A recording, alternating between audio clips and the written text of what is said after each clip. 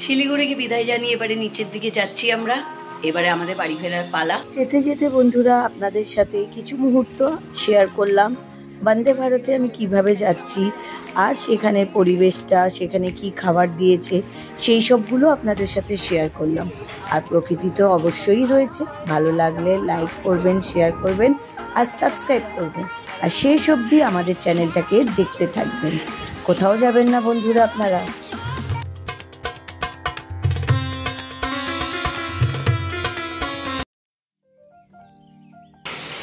Good morning বন্ধুরা, সকালে 7টা বেজে গেছে আর শিলিগুড়িতে এখন বৃষ্টি চলছে। আজকে 15 তারিখ আর রবিবার। বন্ধুরা একবার আবার আমি রূপালী জিন্দেগিতে আপনাদের সবাইকে স্বাগত জানাচ্ছি। কেমন আছেন আপনারা সবাই? আশা করি ভালোই আছেন। আর শিলিগুড়িতে তো বৃষ্টি শুরু হয়ে গেছে। আকাশের অবস্থা তো ভীষণ শোচনীয়। ভালোই হয়েছে, বৃষ্টি হয়েছে, প্রচণ্ড গরম ছিল এখানেও। রবীন্দ্রনাথের কবিতাটা মনে পড়ে গেল। রবি করে জ্বালাতন আছে রে সবাই, বর্ষা ভরসা দিল আর ভয় নাই। তাই তো আর ভয় নেই। আর প্রকৃতিটাকে ঠান্ডা করতে বৃষ্টি চলে এসেছে। আর আজকে আমাদের শিলিগুড়িতে শেষ দিন। আজকে দুপুর 3টের সময় আমরা আবার কলকাতার দিকে রওনা দেব। এই দুদিনের জন্যই বন্ধুরা সুযোগ পেয়েছিলাম প্রকৃতিটাকে দেখার আর শিলিগুড়ির সৌন্দর্যটাকে উপভোগ করার। তাই এবারে ফেরার পালা। শিলিগুড়িকে বিদায় জানিয়ে এবারে নিচের দিকে যাচ্ছি আমরা। এবারে আমাদের বাড়ি ফেরার পালা। পিঙ্কি, নীল আর সঞ্জু আমাদের ছাড়তে যাচ্ছে। চলুন, আবার কলকাতার পথে আমাদের যাত্রা শুরু হচ্ছে। স্টেশনের দিকে আমরা যাচ্ছি। চলুন বন্ধুরা, আবার ব্যাক টু কলকাতা আমাদের যাত্রা শুরু। এই আমরা বেরিয়ে পড়েছি। দেখি পিঙ্কি রেডি হয়েছে কিনা। এই পিঙ্কি, আয় বাবা। দার্জিলিং চা নিয়েছি এতে। আজকে সঞ্জুকে দিয়ে দার্জিলিং চা নিয়েছি। বেরিয়ে পড়েছি। লাগেজ তো নীল অলরেডি নিয়ে গেছে। By bye Siliguri. মন খারাপ তো ভীষণই ঘটছে, কারণ শিলিগুড়ি আর তার আশেপাশের জায়গার সৌন্দর্যতে তো আমরা নিজেকে হারিয়েই ফেলেছিলাম। দিদিভাই রেডি হয়ে গেছে, আমরা বসে গেছি, কিন্তু আসল আমাদের গিন্নি আসেনি। পিঙ্কি আর নীল দুজনেই আটকে আছে বাইরে। Bye bye Siliguri, bye bye Sanju, bye bye Neel, সবাইকে বাই বাই। শিলিগুড়িকেও বাই বাই। আবার দেখা হবে কবে জানা নেই।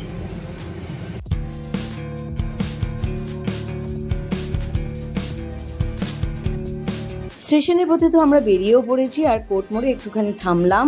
এখানে অনেকটা জায়গা জুড়ে নার্সারি আছে। দেখি ওই গাছটা এখানে পাই কিনা। পিঙ্কি বাড়িতে যেটা আমরা দেখেছিলাম, আপনাদেরকেও আগের ভিডিওতে আমি দেখিয়েছিলাম, আশা করি আপনাদের মনে আছে, কিন্তু আমার ওই গাছের নামটা মনে নেই। সেম গাছ কলকাতায় 200-250 নিচে তো নেবেই না, কিন্তু এইখানে সেই গাছই 70-80 টাকায় পেয়ে যাব আমি। আর এইখানে তো নার্সারি আছেই বড়, দেখতেও সুন্দর লাগছে। চলুন যাওয়ার আগে শেষবার এদের মধ্যে হারিয়ে যাই।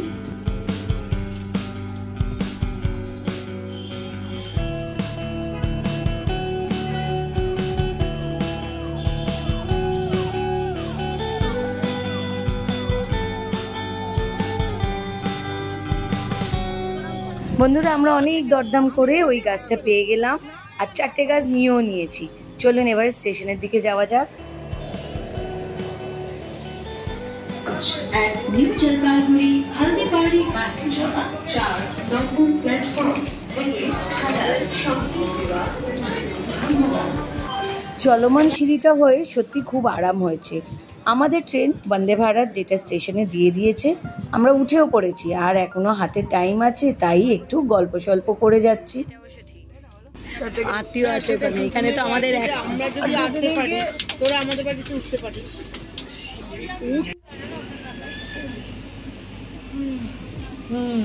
আমরা গেলে হয়ে গেছি, তাও বেশিক্ষণ তো ছিল না আমাদের বাইরেটা। ভালো লাগছে, সত্যিটা ভালো লাগছে। দুদিকে পাকা চুল হয়েছে, ভালো না? গোপটা ভাগা হয়, পাকা চুল হয়েছে, বেশ ভালো লাগছে। বেরিয়ে পড়েছি, বন্দে ভারত ছেড়ে দিয়েছে শিলিগুড়ি থেকে। ট্রেন একদম রাইট টাইমেই ছেড়েছে, লেট কিছুই করেনি। পিঙ্কি, সঞ্জু, নীল এরা টাইমের আগেই 5 মিনিট আগেই নেমে গেছিল। ওরও একটা জায়গায় যাওয়ার আছে, সঞ্জু ড্রপ দিয়ে বাড়ি চলে যাবে।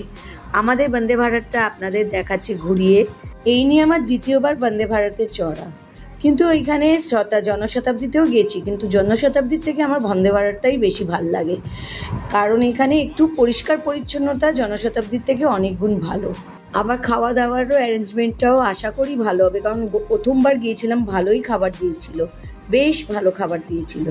এবারেও আশা করা যেতে পারে যে ওই রকমই খাবার দাবারের অ্যারেঞ্জমেন্টটাও হবে। সত্যি আমাদের আজকের এই ট্রেনটা পুরো ভর্তি, কোনো জায়গা নেই, কারণ অনেকেই নর্থ বেঙ্গল ঘুরতে আসে। আর দেখুন বাইরের প্রকৃতিটা কি সুন্দর, আবার সুন্দর। একদিকে ভালো জানেন, আসার সময় আমি কিন্তু ঘষা কাজ পেয়েছিলাম বলে বাইরের প্রকৃতিটাকে ঠিকভাবে উপভোগ করতে পারিনি। এবারে বেশ ভালো হয়েছে, বেশ জমিয়ে বাইরের প্রকৃতিটাকে উপভোগ করা যাবে বন্ধুরা। আপনারা কি বলেন? যদি আপনাদের ভালো লাগছে তাহলে বন্ধুরা একটা লাইক অবশ্যই করে দিন। বাইরে তো মেঘ আর সূর্যের খেলা চলছে, আর তার মধ্যে সবুজ প্রকৃতি, মন ছুঁয়ে গেল।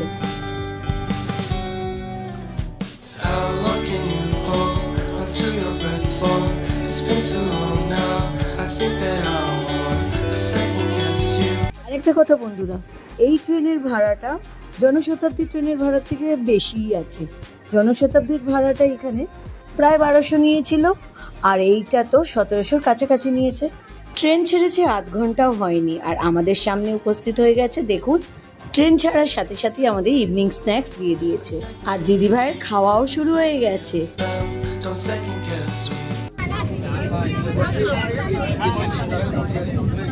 খাবারের ব্যবস্থা তো মোটামুটি ছিল, খুব একটা খারাপ নয়। একটা জুস, চিড়ে আর পপকর্ন এইসবের পাউচ ছিল, আর রাজকচুরির মতন ছিল। খেয়ে নিয়েছি রাজকচুরিটা, শুধু জুসটা, চিড়ে আর পাউচ আর ওই পপকর্নটা রয়ে গেছে, ওটা পরে খাবো। এখন ইচ্ছে করছে না, বাড়ি থেকে পেট ভরে খেয়ে এসেছি, তাও খেলাম। চায়ের লোভ সামলাতে পারলাম না, চাটাও খাওয়া হয়ে গেছে। দেখুন আমাদের পাত্র পুরো ফাঁকা, ব্যাপক। দিদিভাইও খেয়েছে, খেয়ে এবারে দিদিভাই বিশ্রামে আছে, আর আমি দেখি একটু লেখাজোখা করে নিই। আর আকাশটা দারুণ, বাইরের প্রকৃতিটা বেশ ব্যাপক লাগছে, দারুণ লাগছে। কোথাও গরুকে চান করাচ্ছে, তো কোথাও খেতেতে গরু ঘুরে বেড়াচ্ছে, আর যতদূর চোখ যাচ্ছে শুধু ক্ষেত আর ক্ষেত। সুন্দর রূপ ইস ধরা কা, आंचल जिसका नीला आकाश, पर्वत जिसका ऊंचा मस्तक, उस पर चांद सूरज की बिंदियों का ताज, नदियों झरनों से छलकता यौवन, सतरंगी पुष्प लताओं ने किया श्रृंगार, खेत खलियानों में लहलाती फसलें, बिखराती मंद मंद मुस्कान। हाँ, यही तो है इस प्रकृति का स्वच्छंद स्वरूप, প্রফুল্লিত জীবন কা নিশ্চল সার। দেখুন কবিতাটা প্রকৃতির সাথে মিশে গেছে না? আপনারা বলুন আপনাদের কেমন লাগছে? বিকেলের 4টে বেজে গেছে বন্ধুরা, আর এখানে এখন সবাই নিজে নিজের গল্প গুজবে মেতে উঠেছে, আর আমরাও বাইরের প্রকৃতি দেখছি, কখনো ভেতরের সিনারি দেখছি, আর এর সাথেই পিছন থেকে অ্যানাউন্স হচ্ছে, কারণ আমরা তো ভীষণই দরজার কাছে বসেছি, তাই তো মাঝে মধ্যেই শোনা যাচ্ছে যে কোন বাটনটা টিপলে কি হেল্প পাওয়া যাবে, আর টয়লেটকে কি করে ক্লিন রাখা যাবে। এখন বাজে 4:20, আর এই কি সুন্দর গ্রাম। আর দিদিভাই ঘুমাচ্ছে বলে আমরা এতক্ষণ দেখছিলাম শিবাজির ব্লগ, আর দিদিভাই ঘুমিয়েছিল, চোখটা লেগে গিয়েছিল, কিন্তু আমার জন্য উঠে পড়লো। আকাশ বাইরেরটা তো সুন্দরই আছে, কিন্তু সূর্যের আলো আছে। এসির ভেতরে তো সবই ভাল লাগে বলো, বাইরের পরিবেশটা যতক্ষণ না রোদ্দুরটা গায়ে লাগছে। দিদিভাই ঘুমিয়ে নাও,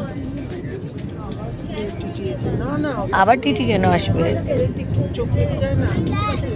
দেখতে দেখতে ঘুম চটকে গেছে। সব এখন গল্পের মুডে আছে, সব গল্প করছে আশেপাশে। বাইরেটা হেভি, সবুজই সবুজ। এগুলো কি ফুটেছে? পার্পেল টাইপের ফুল, পানা গাছ সব।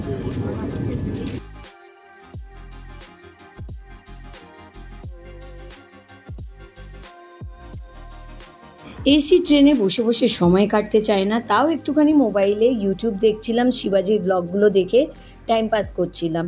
এখন মোবাইলটা এসে এন্টারটেনমেন্টের ভালো ব্যবস্থা হয়েছে, না হলে তো এইরকমই বোর হতে হতো।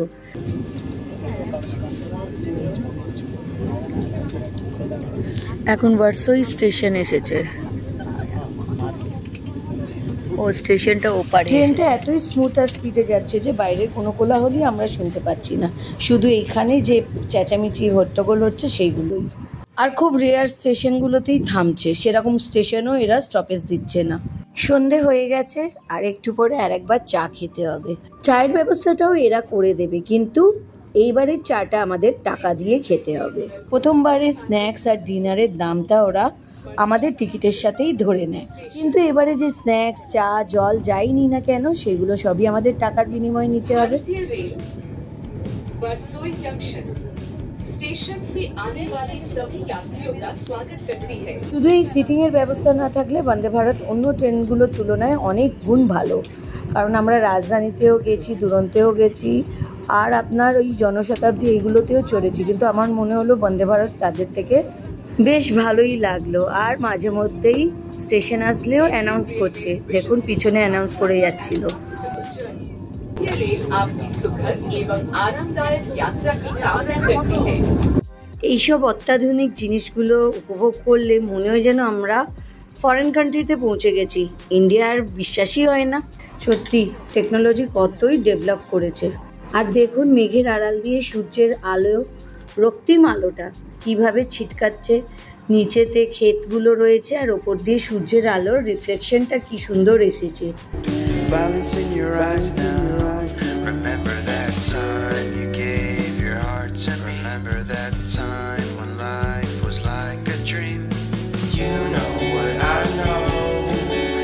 You know what I know. I need to hold you close to me, to me, to me, to me, yeah. ট্রেনেতে মাঝে মধ্যেই অ্যানাউন্স করছে যে বাথরুমে গেলে কোন সুইচটা টিপতে হবে আর কিভাবে বাথরুমটাকে ক্লিন রাখতে হবে। সত্যি ভালো ব্যবস্থা এখানে বলতে হয়। ছোট ছোট বাচ্চারা খেলছে ক্রিকেট। বৌমা মুখে কি মেখেছে? সাদা মতন রং। एसी कूलिंग, लाइट और चार्जिंग सॉकेट से संबंधित सहायता के लिए कृपया शौचालय के दरवाजे, आईसी दरवाजे और दोनों साइड सेंटर टेबल के पास चिपकाए गए नंबर पर संपर्क करें। আর একটু পরেই বন্ধুরা মালদা স্টেশন চলে আসবে। দেখুন তার প্রমাণ তো এখানের আম গাছগুলোই দিচ্ছে, দূর দূর অবধি আম বাগান দেখা যাচ্ছে। জানি না ক্যামেরায় কতটা ভালো দেখা যাচ্ছে, কিন্তু প্রচুর আম ঝুলছে বন্ধুরা, এতেই বোঝা যাচ্ছে যে মালদা এসে গেছে। চলুন এর সাথেই এবারে আমার ব্লগটাও শেষ করার সময় হয়ে গেছে। আশা করি বন্ধুরা আপনারাও আমার সাথে প্রকৃতিটাকে উপভোগ করেছেন। আপনাদের যদি ভালো লেগে থাকে বন্ধুরা একটা চট করে লাইক দিয়ে দিন। এর সাথেই বন্ধুরা শেয়ার আর সাবস্ক্রাইব করতে তো একদমই ভুলবেন না। বেল বাটনটাও বন্ধুরা অবশ্যই টিপবেন যাতে নতুন নোটিফিকেশন আপনাদের কাছে পৌঁছে যায়। চাটা খাচ্ছিলাম, তার আগে একটু লিখছিলাম।